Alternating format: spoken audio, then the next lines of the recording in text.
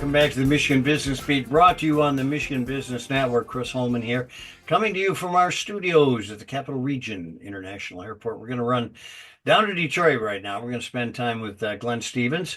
He's the Chief Automotive and Innovation Officer at the Detroit Regional Chamber and Executive Director of MichAuto. And Glenn, as always, welcome to the show. How you doing?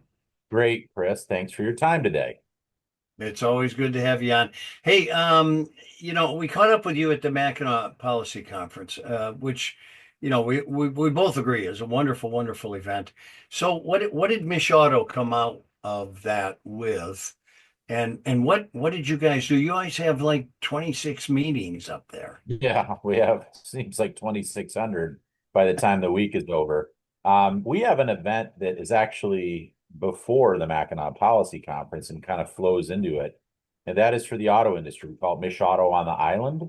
And we have about 40 executives from across different sizes of companies from the auto industry and the mobility industry. We bring them together for a day of thought leadership and discussion. And in essence, what we're really focused on is what are the competitive forces that are hitting Michigan, and how does Michigan not just react, but proact to be more competitive with regards to advanced and engineering and in manufacturing and innovation. That's our focus. Well, and it's kind of interesting. The old University Research Corridor, they just kind of admitted now Michigan Tech. So that's changed a little bit, and they've changed their name as well.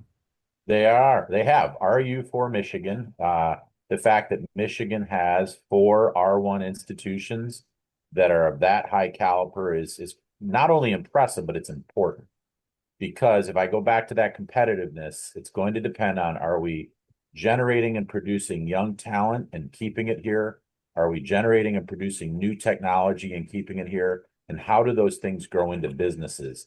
And a place like Michigan Tech and Wayne State and Michigan and University of Michigan, with the amount of research they do, that's essential, as are all the other higher education and community college institutions in our state. Glenn, what's the feedback? Because your membership is the people that participate with MichAuto pretty much all over the board. There's several huge manufacturers, medium-sized men, and a whole bunch of small manufacturers. Are they having the common, I guess, viewpoint of how business is going? Yes, we are, to your point, very unique in our makeup. So we are made up of OEMs and suppliers, but all the different stakeholders, universities, colleges, economic development. We try to be a collective voice and a unique voice. And what we're hearing from those voices, and I've been out visiting companies, and I was actually at Michigan Tech's Research Center in Ann Arbor yesterday, is there's a bit of trepidation and a high degree of uncertainty about where this thing is going.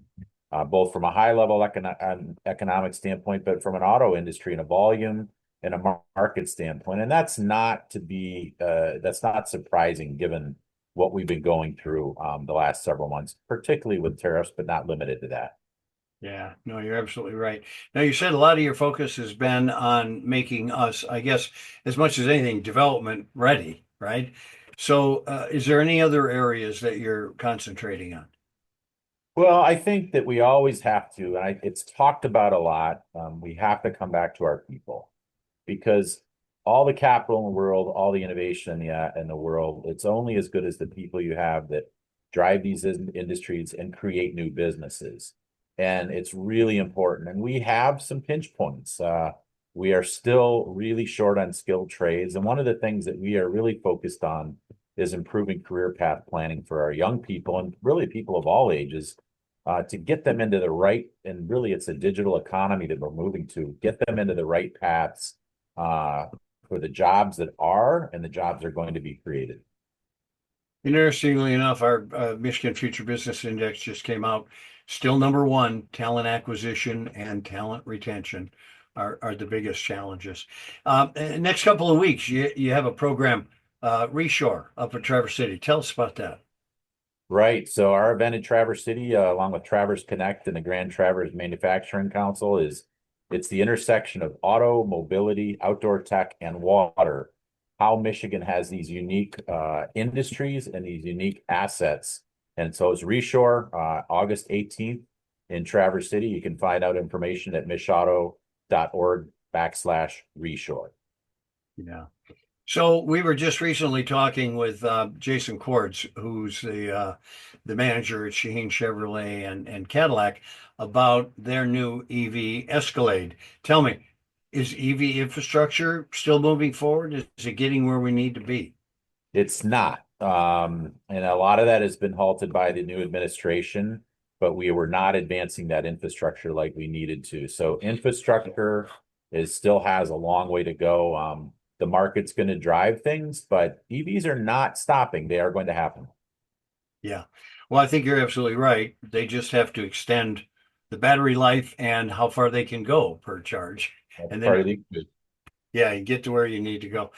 Glenn, it's always good to spend time with you, my friend. Thanks for the information. Glenn Stevens, Chief Automotive and Innovative Officer at the Detroit Regional Chamber of Commerce and Executive Director of MichAuto.